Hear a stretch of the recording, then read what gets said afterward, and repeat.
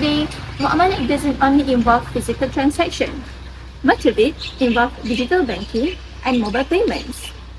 This is important because it helps business to be much faster and convenient. But they also raise a significant question. Do these online transactions align with Islamic values? Are they free from riba, warar, or does they comply with the maqasid sharia? Muamalah is important because it helps online transactions to be just, honest, and fair. So our presentation today will cover types of muamalah, their rulings, the benefits and the challenges, and suggestions in the end that will ensure that it complies with the maqasid sharia.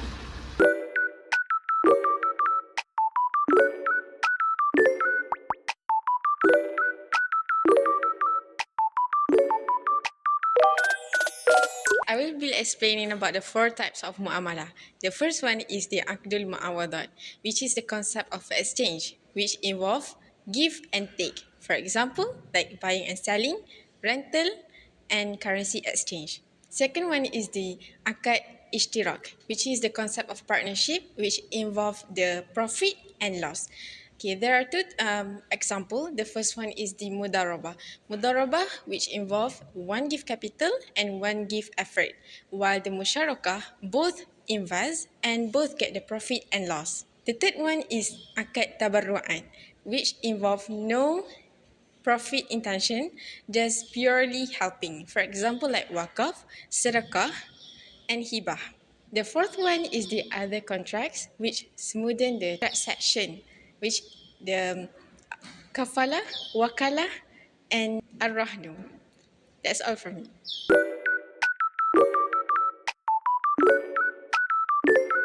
Bismillahirrahmanirrahim. So I will present the online transaction ruling. Okay.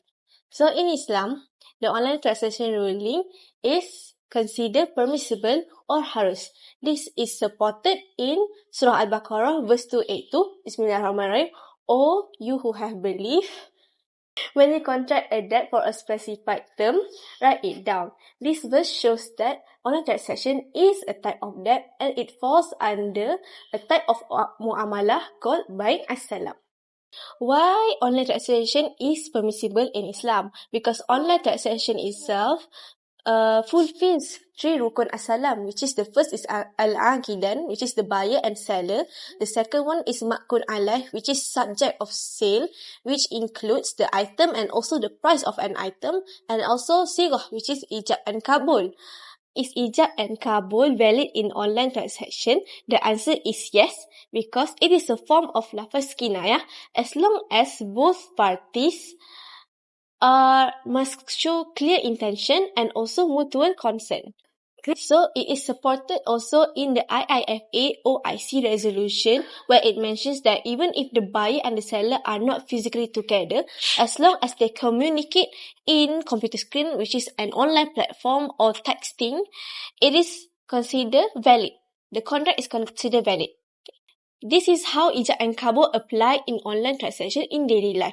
So for ijab, which means offer, the seller puts the item and also the price in the online platform as an offerance to the potential buyers. So the buyers which saw the item click purchase or message the seller that I want to buy this, which is a form of kabul, which is acceptance. That's all from me. Thank you.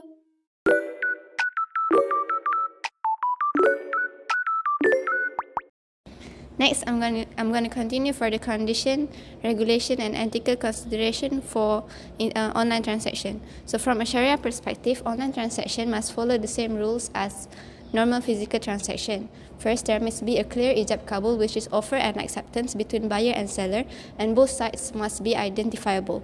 So, this is why the use of digital signatures and certificate authorities is important, because it helps verify both parties of the selling. And then for the product condition, it must be clearly described with specification, pictures, quality and quantity to avoid uncertainty. And for the payment condition, it must be done using Sharia compliance methods such as online banking or debit card.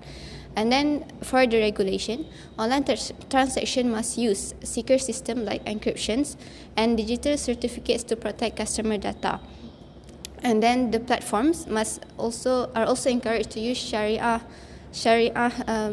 advisory guidance, just like Islamic financial institution, to make the process remain compliant to Sharia. And lastly, for ethical consideration, it is quite similar to the product condition I mentioned before, but with an addition that the customer data must be protected, and the seller must act with amanah in what they are selling. For example, delivering item that they describe as correctly. That's all.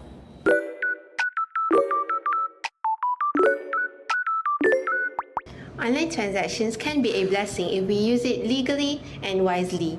Firstly, ease and convenience because they make transactions easy online, which is a convenience for Muslims to fulfill their financial responsibilities. For example, Muslims are able to fulfill their zakah payments through official e-zakah portals, which is a great convenience during the COVID-19 pandemic. Secondly, transparency and record keeping.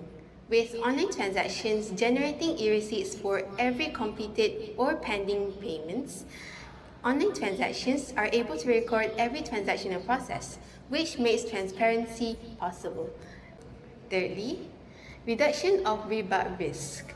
Sharia-compliant platforms reduces the risk of hidden charges and compounding interest.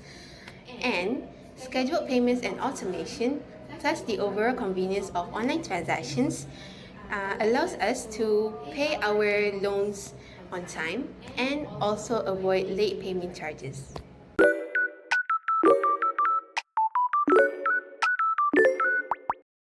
Online transactions also have downsides and challenges.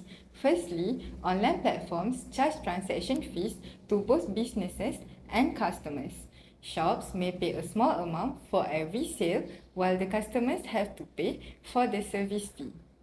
Secondly, there can be technical issues. The app can glitch and display the wrong price. It can also deduct money from buyers multiple times. Not only that, there are also concerns about privacy and data protection. There can be leaking and illegal usage of personal data. This is because online platforms hold the user's personal information such as addresses and debit card details. Lastly, there is a high risk of fraud and scam. Product received by the buyers can be different as described and displayed online. There are also cases where the buyers did not receive the items at all.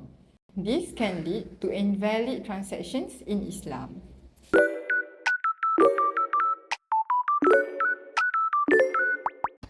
Next, let me share some common practices in online marketplace that contradict with Islamic principles. First, selling clearly prohibited items, for example, like vape and alcohol. This is not allowed in Islam, whether you buy or sell them. Okay, misleading product information, like using fake photos, hiding defects, or unclear descriptions. This is considered gharar, which means uncertainty and deception. Third, pre-order without a clear guarantee. If the item doesn't exist yet, or you're not sure if it can be delivered, then that falls under bad which means selling something uncertain. Next, gambling-like promotions, such as spin the wheel or lucky draws, fight for purchases. This resembles miser or gambling.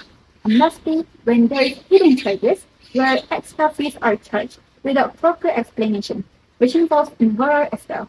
Besides this, there are also other unethical practices that we often see. This includes dropshipping without owning the items, fake reviews, cash on delivery with unclear terms, and manipulated bidding.